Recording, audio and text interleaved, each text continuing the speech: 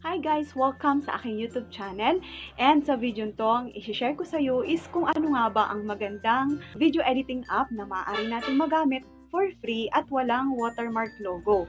And kung isa ka ngang aspiring YouTuber or content creator dito man sa YouTube or kahit sa Facebook, TikTok, or Instagram, ang video to ay para sa iyo. So please keep on watching!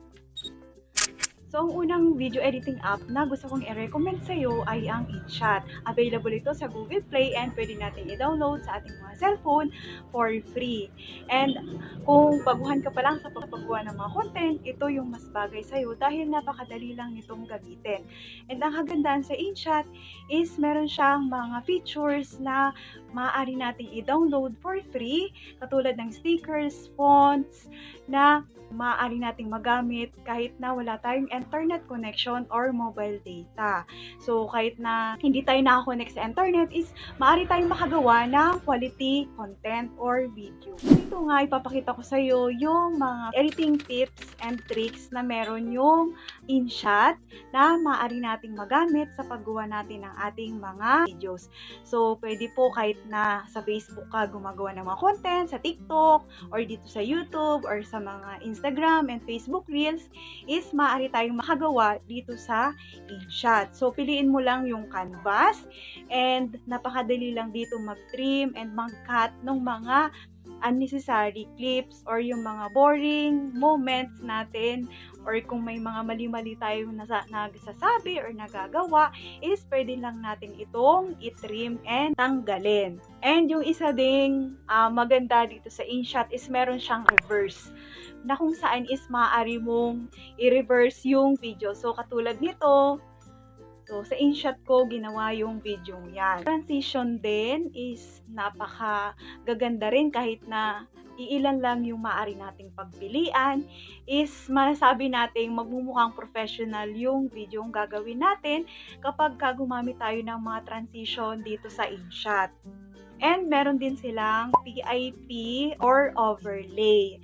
Ito yung maglalagay tayo ng isa pang video, additional videos sa existing videos natin. So, katulad nito, lalagay lang natin yung katulad ng mga funny memes, di ba? Kadalasan makita natin yan sa mga vlog. And meron din po sa InShot yung tinatawag na green screen. Ito yung kung sa InShot is chroma.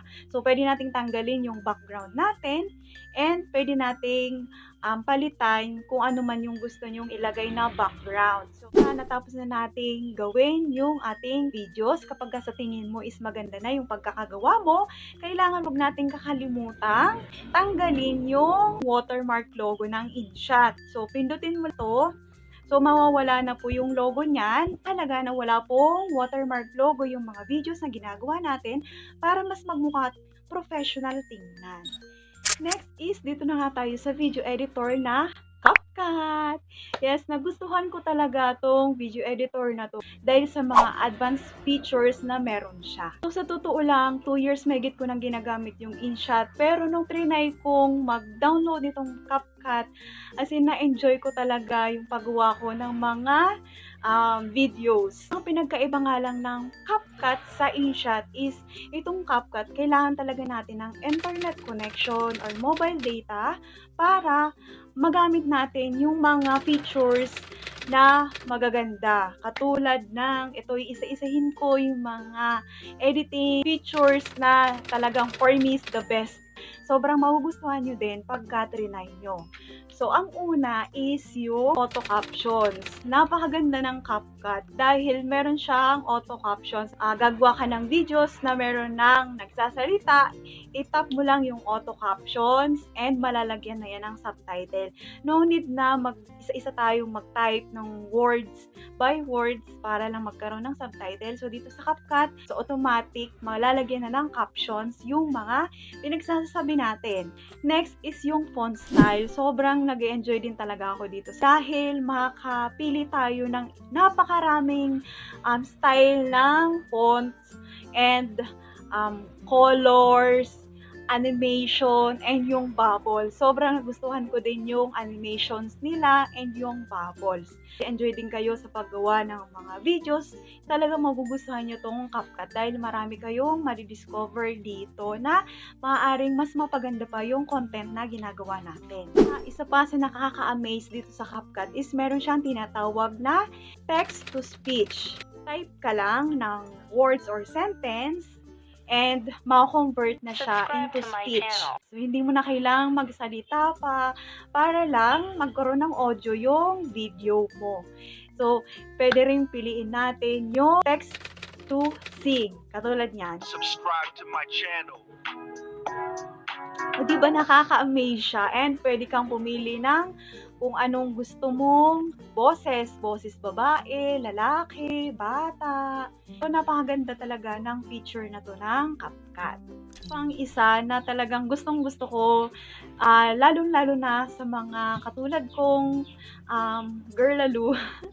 So, makaka-relate ka sa akin dahil meron ding ang CapCut na tinatawag na touch. Yes, kung isa ka rin sa mga girlaloos na hindi marunong mag-makeup or hindi mahilig mag-makeup or walang makeup kit, bagay na bagay ito sa'yo kung kahit na nag-vlog ka at wala kang makeup, kahit na haggard ka dyan, gamitin mo lang ang feature na to ng CapCut na tinatawag na retouch is talaga namang bonggang-bongga ang kalalabasan ng ating mga face lang. Curious ka kung paano to gamitin? Example ko lang tong video to. Wala akong makeup na nakalagay. So, hindi ako nag-makeup dito. So, pindutin lang natin ito. Video na to na gusto nating i-edit. And sa may baba, piliin lang natin yung retouch. And yung face. Pwede nating piliin yung shape. Kung gusto mong palitan yung shape ng mukha mo. As in, kung gusto mong i-retoke yung mukha mo, okay lang din. Ako, ang kadalasang ginagamit ko lang naman is yung makeup. So, pumipili ako dito ng makeup na gusto ko. And, yung eyeshadow. So, yan, may mga pagpipilian ka dyan. So, eyelashes. So, kung gusto mong pagandahin yung pahabain yung pilik mata mo. So, dito ako nag-enjoy as in. Kahit na hindi ako marunong mag-makeup, na-enjoy ko talaga siya. So, marami kang pagpipiling dito. Lipstick, pero ako di na ako nagli-lipstick. Okay na yan. So, ito lang talaga yung ginagamit ko set. And set kasi ito, pwede kang pumili kung gusto mong palitan yung ano ng mata mo, yung kulay, di ba? Kung gusto mong magkaroon ng pekas. Di ba nakaka-enjoy siya? So, pag napili mo na yung gusto mong makeup, so, i-click mo lang yung check. So, ayan na yung mukha ko. So, di ba, ang ganda na meron ng makeup. So, hindi na natin kailangang mag-effort ng bonggang-bongga. Kahit na haggard, feeling mo haggard ka, okay lang mag-vlog ka lang. So, dahil magagawa mo na sa CapCut na magkaroon ng makeup kahit wala tayong makeup kit. So, eto na, nakapag-edit ka na at alam mo na yung mga editing tricks dito sa CapCut. So, meron siyang, makipapansin nyo, meron siyang, ito yung ending, is merong nakalagay na CapCut. So, kung gusto nyong mawala yan, kasi nga, sabi ko nga, mas professional tingnan kapag ka walang watermark logo. So, i-delete lang natin to. Ganyan. So, wala na yung logo niya. Para mawala na yung logo na yon permanently at hindi na natin kailangan pang i-delete every time na gumagawa tayo ng content, i-press mo lang tong sa my settings. And, pindutin mo lang yung tong add default ending. And, pindutin mo discard. So, mawala na po yung logo na yon. So, I hope nakatulong nga sa iyo yung video to. Kung gusto mo pong gumawa ako ng tutorial video ng paano mag-edit sa InShot or sa CapCut, comment mo lang po yan sa baba. So, maraming salamat nga sa panonood. I hope may natutunan po sa video to. And kung meron, kindly like this video and please subscribe to my YouTube channel for more YouTube tips and tutorials. Maraming salamat sa panonood. See you next time. Bye!